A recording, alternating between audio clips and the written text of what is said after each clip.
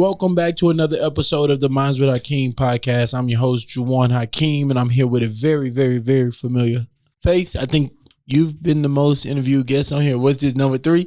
Tyler Sprinkle. What's up, my brother? What's going on? Cool. Well, I appreciate you for coming on and fitting us in your busy schedule. We're going to get into a quick update about the real estate market because it's been a while, and I want to know where we're at. And I know y'all need to know where we're at, so I brought on an expert for you guys. You can thank me later. But, Tyler, before we get into it, I'm going to ask you our icebreaker question for this season. And this icebreaker question is, what was the last thing that cost you nothing but made you happy? Just before I came here, I was out on the porch with my son blowing bubbles that he got from his grandma for Easter. And he was laughing, having a joy. Didn't cost me anything. How's fatherhood been, man? Awesome. It's full of moments like that. I think especially as a man, the standard that society has put on men as fathers is super weak and super easy to overcome. Granted, my kid is very healthy and awesome so far, so I'm blessed. That's a blessing. But to all the people, all the men out there hoping to become fathers someday, y'all got it in the bag. So, man, it's I'm encouraged by you and Carrie, just being my first teammates and like peer group to step into fatherhood. And, me and Sam announced some exciting news, which I can't wait till y'all know the gender. I'm so excited about the gender. I know what it is. Maybe if you say it right here, my poker face is like solid. So if you're right or wrong, you're gonna get the same reaction. But I'm encouraged by y'all, man, and it's been fun seeing everything. Like those pictures Carrie just posted at 2K for Easter. Those are cool. Yeah, thank goodness he looks like 2K looks like his mom. Not Carrie. He gonna get a kick out of that. But all right, man, let's get into real estate real quick. And I want to kind of make it like super simple for people to digest. So my first question is, what market are we in right now, in your opinion? A buyer's market or a seller's market? Right now, as we speak in April, definitely in the seller's market. It's been a seller's market for a while now. It's getting more and more of a seller's market here. Recently, inventory is still way down. We need houses on the market, but definitely still a seller's market. And I think that's just because interest rates are up. They're up and down and up and down. But regardless, even when they're down for now, they're up from where they were a year and a half ago. But there's just not any homes. People got locked into lower interest rates. They're not wanting to sell because they don't want to get a higher interest rate now.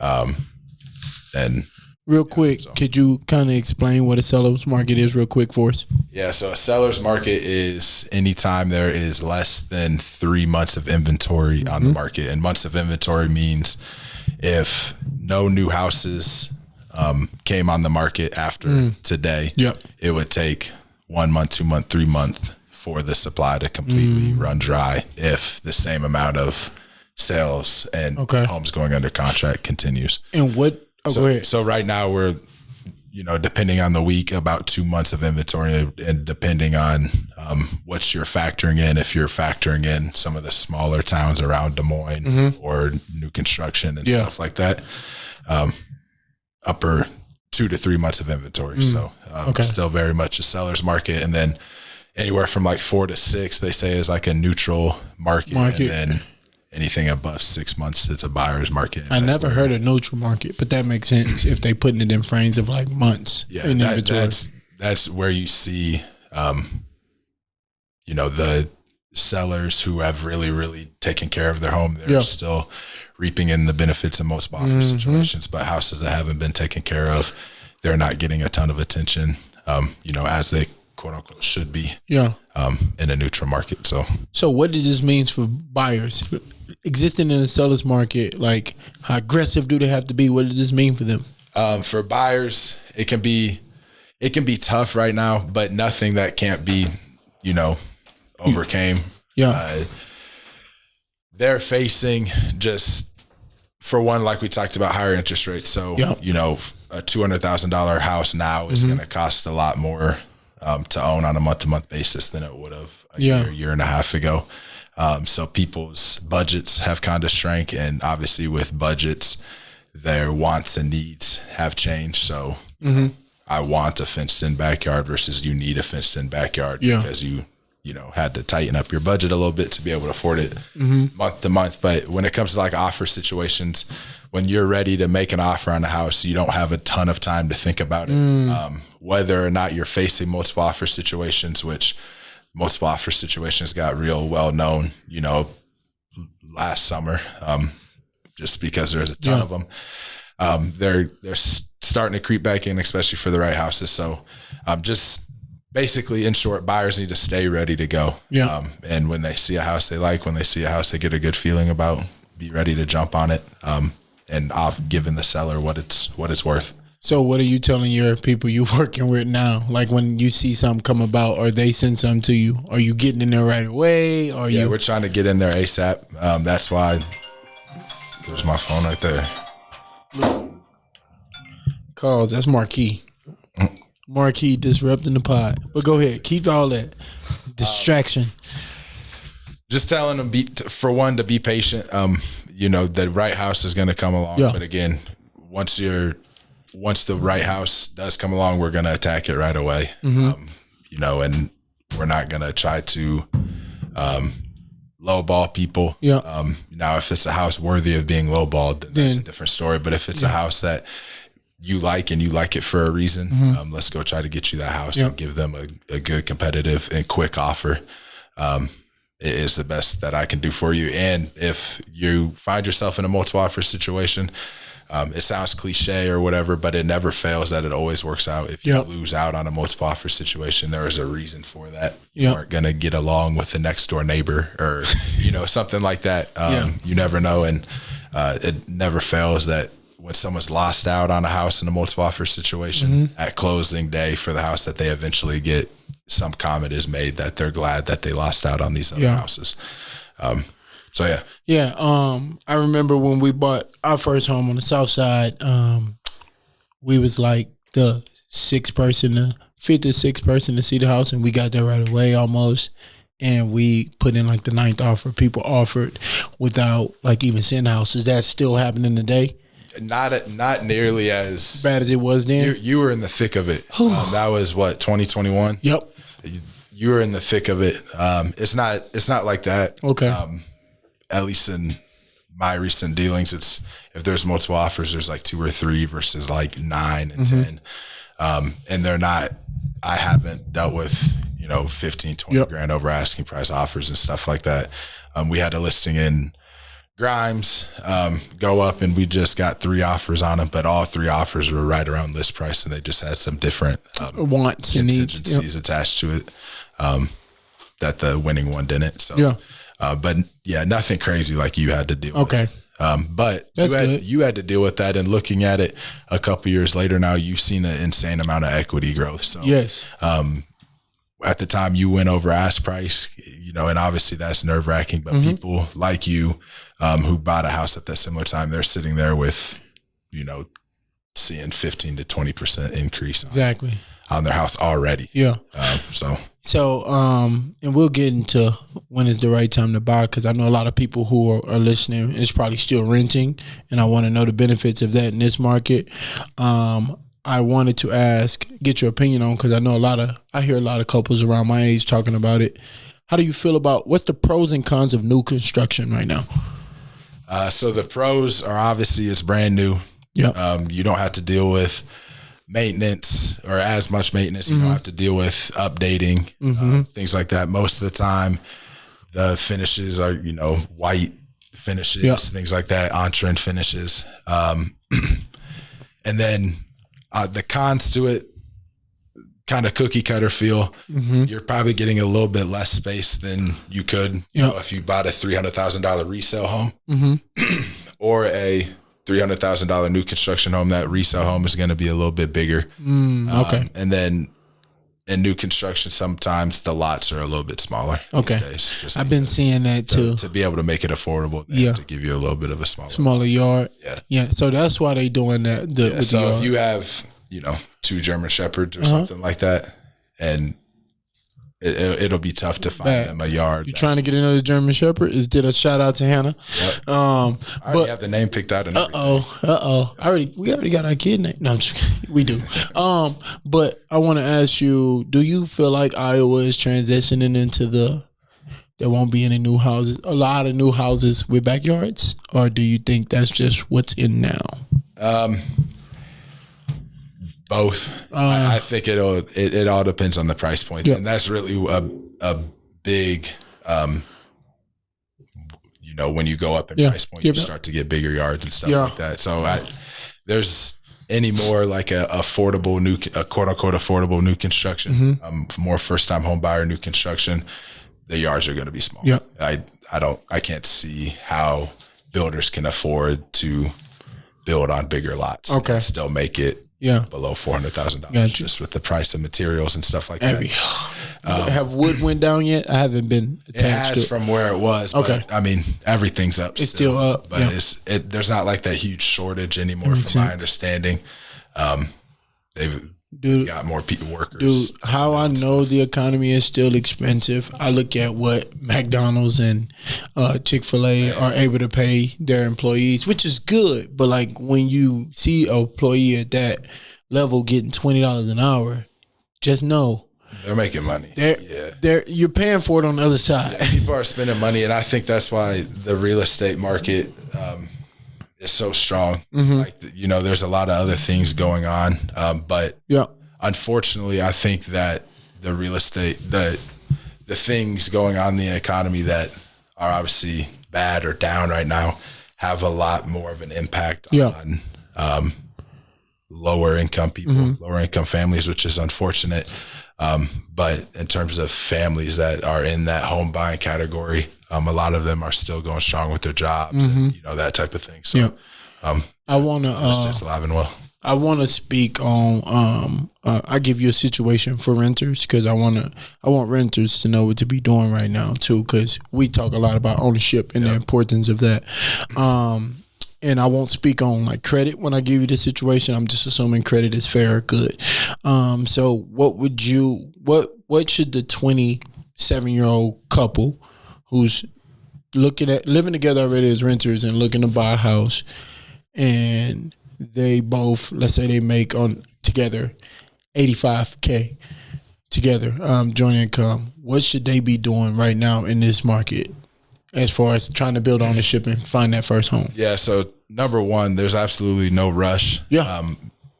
I feel like a lot of owning a home is good. Owning real estate is good. That's good. But there's no type of rush. Eventually, you're going to get your hands on it, and all you need is a couple years in the upcycle, and you're going to gain some equity and start building some wealth. So there's absolutely no rush, especially if you're renting and you're still putting money aside and putting money in the stock market, saving, or your Roth IRA, investing, and things like that. Then there's absolutely no rush. Okay, but that's good. You say that the number 85,000. Obviously, looking at your debt to income ratio, banks are going to want to see something like close to 40% or less. Okay. The most they're going to want to see is like 50%. But with that, it's going to come a higher interest rate. So if you that's 40% you bring it home from after paying your bills, right? So 40%, less than 40% of your monthly income. Got you. Is your expenses. Bills. And in particular, bills that like affect your credit scores. So okay. Credit cards, car notes, student loans, personal loans, things like that. So working to get your total debt to income under that. And that's something that you could, get a pretty accurate estimate on. Just that's easy. So that'd be number one. And then number two is saving up for a down payment, obviously. If you're a veteran, that's 0% down payment, but most of the time it's like 3%. Go to the Army. No, I'm just kidding. And rightfully so. You see a lot of benefits with a VA loan. No private mortgage insurance, lower interest rates, stuff like that. But anyways, saving up for a down payment, 3 to 10% is a really good number to aim for. You hear 20% a lot because once you hit 20%, you don't have PMI, which is obviously added to your monthly payment. But PMI isn't maybe as expensive as people think. So just looking to get 3 to 10% down as a minimum, and then having some money in reserves. If you're buying a new construction house, maybe you don't need to have as much money saved up, and reserves meant specifically for the house as you are if you were buying a 100-year-old home that needs a bunch of work. Got you. So then the next piece would be once you've done some focus on those things and your income is strong, talk to a lender. And talk to them and see, okay, with the money saved up and the work that we've done to lower our debt, can we afford a house? Yeah. If yes, can we afford a house that we want? Yeah. You might live in a nice apartment right now that has, coarse countertops. And like the way it feels when you come home, and you can't afford to buy anything close to that, and you don't want to make that sacrifice. That's perfectly fine. But having that conversation with the lender is going to give you that information. And if things are looking good with the lender, if, they're saying, I think you can afford a $1,800 a month mortgage payment, and you're looking at houses, then let's go start looking at stuff in that price range. But which is affordable. So what I took from that is, and I want to break debt it. and credit, basically. So what I took from that is you want to focus on your debt. Like, make sure you constantly working that ratio now. Below that 40, like 43%. Yeah. Get below that 43%. So you want to do that, and then you also want to have some cash on hand for a down payment and cash reserves for anything like as far as maintenance and stuff when you move in. Save, so saving, and then also getting what's an expense that you've had as a homeowner? My furnace. Hurt. My drain, actually, not my furnace. I'm thinking of my drain in my basement. My main drain kept getting saving money.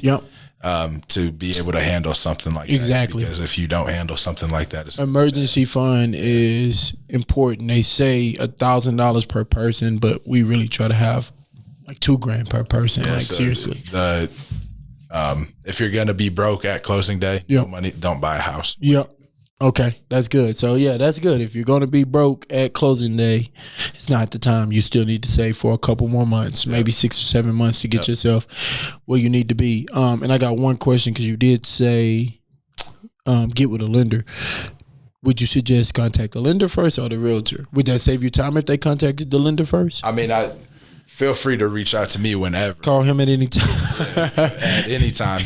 But once you reach out to me, more than likely, we're going to connect you with the lender. Yeah, we'll talk a little bit, and I'm going to connect you with the lender before we go look at houses or anything like that. Just so we're not wasting nobody's time. If you really, really want to be proactive. And then plus, again, if you don't want the fear of me bothering you with houses, which I'm not that type of real estate agent, or, constantly following up with you.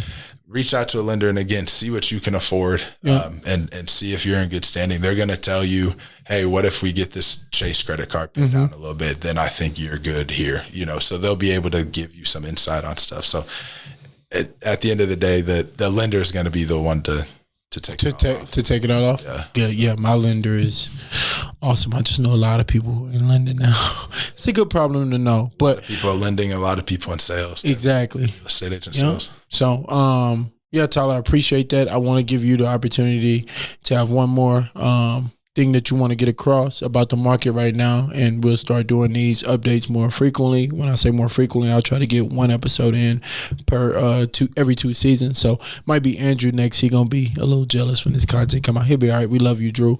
But any last words? Yeah, if you're in the market to buy or sell a home, reach out to me, obviously. But like I said, if you're renting now, there's absolutely no type of hurry. For sure. No pressure from me if you want to reach out to me, and I can coach you up on some things or try my best to.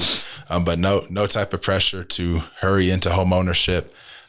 Make it a goal out there. Home ownership does a lot of things, especially when you do it right. So, love that, man. Thank you for coming on. Yep, thanks for sharing. It's all behind the camera. Until next time. I like that t-shirt you got on too. Oh. Well, hey, that wraps up another episode of the Minds with Hakeem podcast. Y'all already know who he is, man. Tyler Springer, everybody. Thank you. This episode of the Minds with Hakeem podcast was not sponsored by Tyler Springer and Springer Real Estate. But Tyler did come on and get some good insight. I I appreciate him and love him for that. So hope you guys enjoy what's going on in the market. And if you have any questions, Tyler information to be in the description below. Please like this episode, share this episode with a friend who you think is thinking about buying a house or who just wants some education. This was really informal. So thank you, Tyler, again. And you guys, thank y'all for supporting. Thank y'all for coming along on the journey.